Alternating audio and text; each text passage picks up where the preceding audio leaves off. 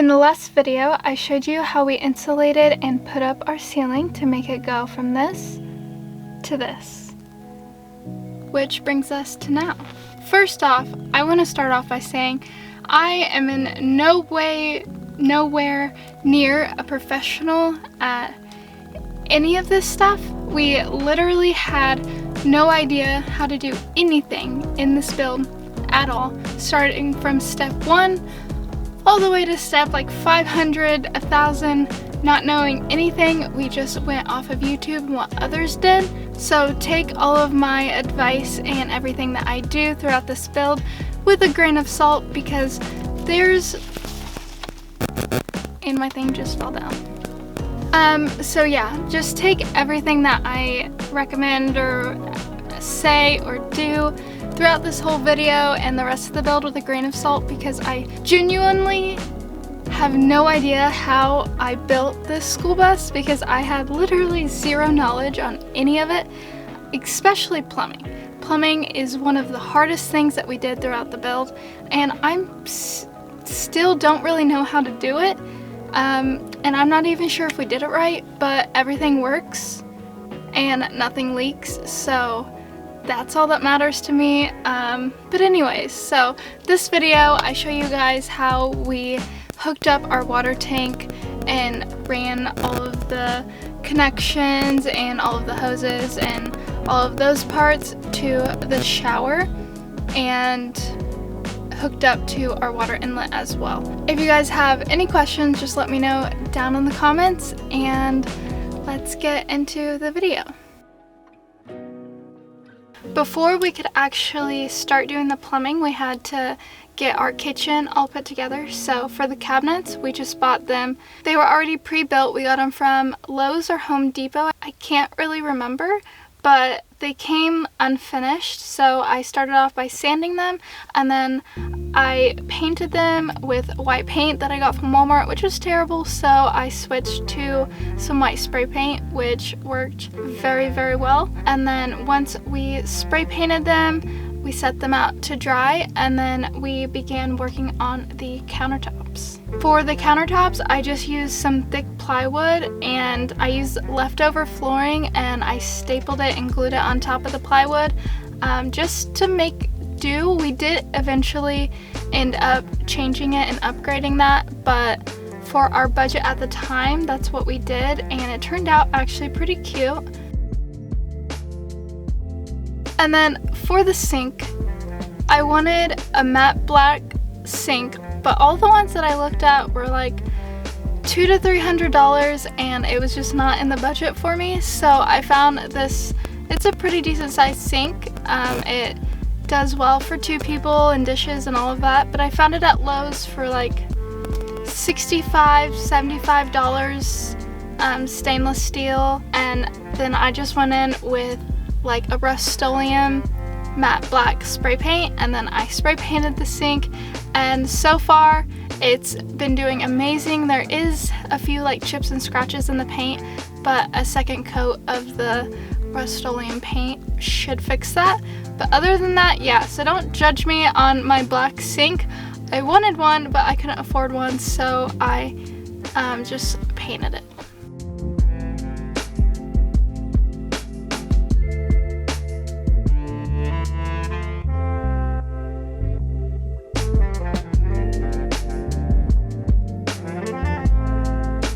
Once that was painted, we set it out to dry, and then it came with a cardboard cutout, so we just taped that onto the countertop, and then began with an oscillating saw, I think is what it's called, and traced out the shape of the sink.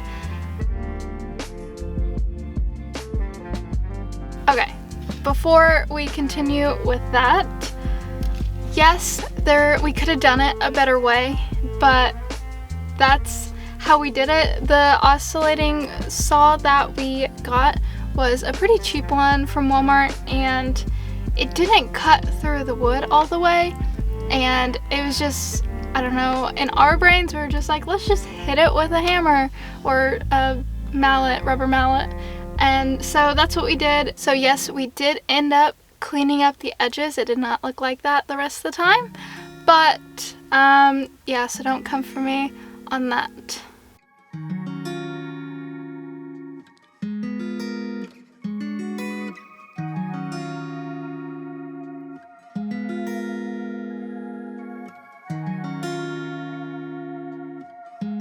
And here is what the sink looked like after we installed it and the countertops. Honestly, it didn't look bad at all. I just didn't like that you could see the like seam in between each countertop. I liked how it looked, but in the end we did end up changing it, but I will show you guys that in a later video.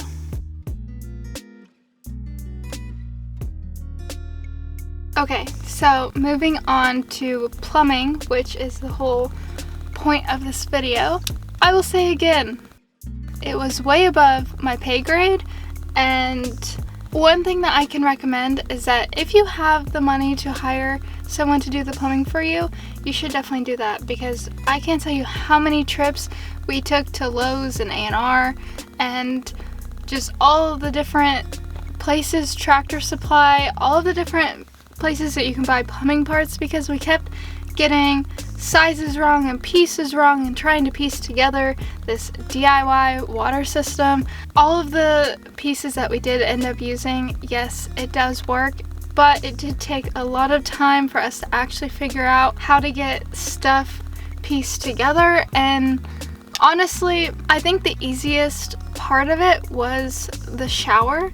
I will list, I don't remember what size of hose it was, but I will list everything that we used to hook up the water system and all of the parts and everything down below. And if you, again, have any questions, just reach out to me and I will do my best to answer.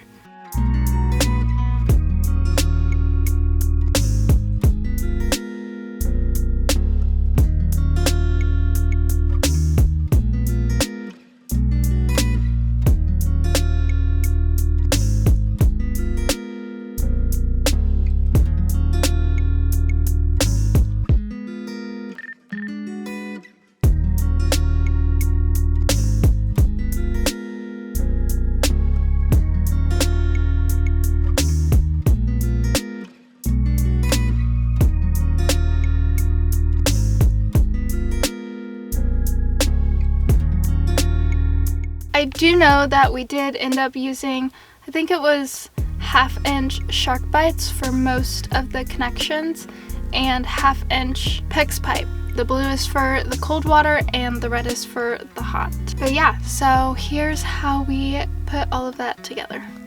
Oh, and one more thing. Whenever it comes to putting on the, I don't even remember what it's called, the washer tape, the little white tape that you put around the edges of the connectors, you have to put it on the right way, and we did this like 7 months ago, so I can't remember off the top of my head which way it goes, but just research that before you start putting it on, because if you do put it on the wrong way, it will result to all of your stuff leaking, and you don't want that. So yeah.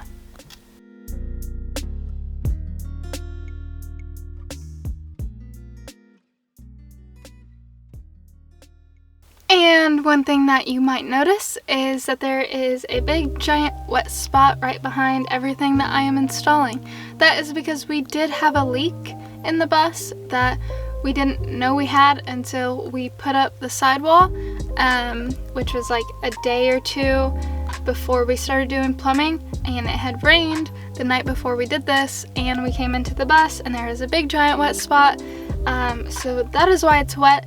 We did end up fixing it, so that is no longer an issue, but that is why a big giant wet spot's right there.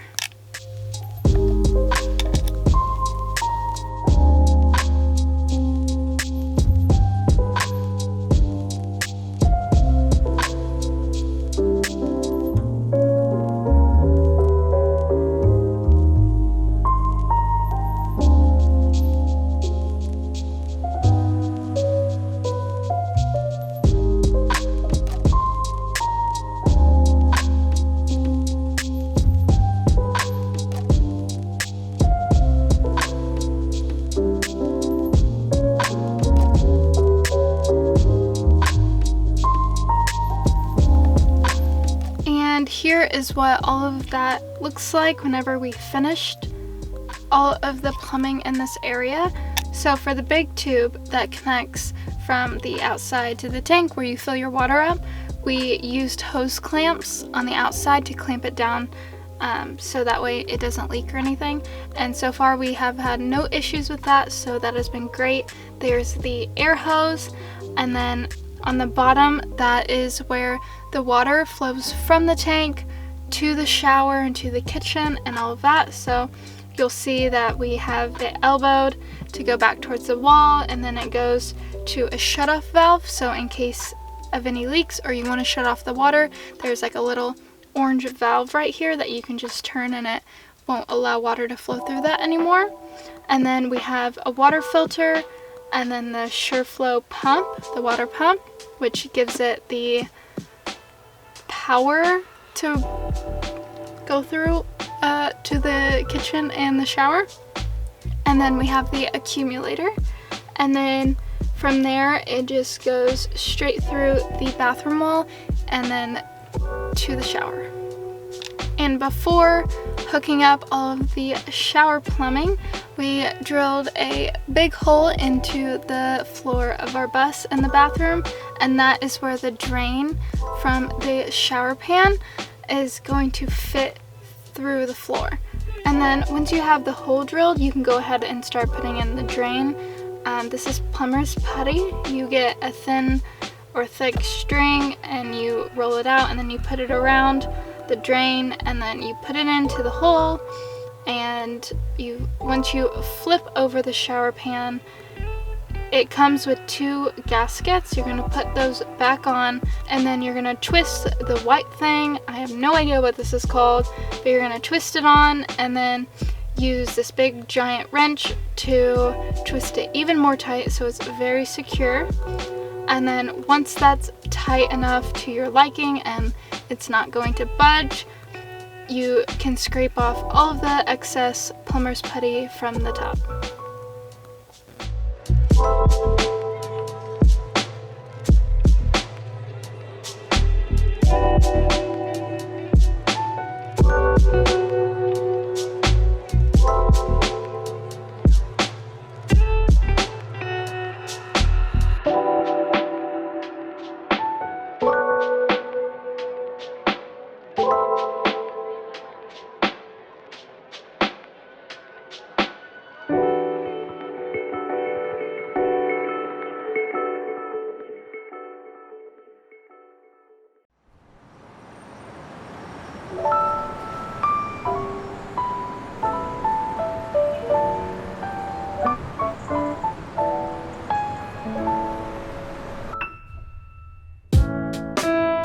And then here's what the PEX pipe looks like. We ran it underneath the shower pan, so that way it fits seamlessly up into the shower wall. And then the blue is for the cold water, so down there it'll go up all the way to the shower head, and then it also goes to our water heater, which is underneath the kitchen sink. And then the red is for the hot water.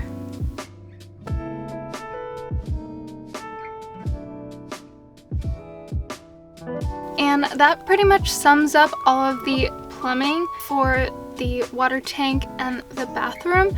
For the kitchen plumbing, I'm going to do that in another video, as well as how we tiled and did the whole shower. So if you want to watch those videos, just don't forget to subscribe. I will be posting those within the next week or so.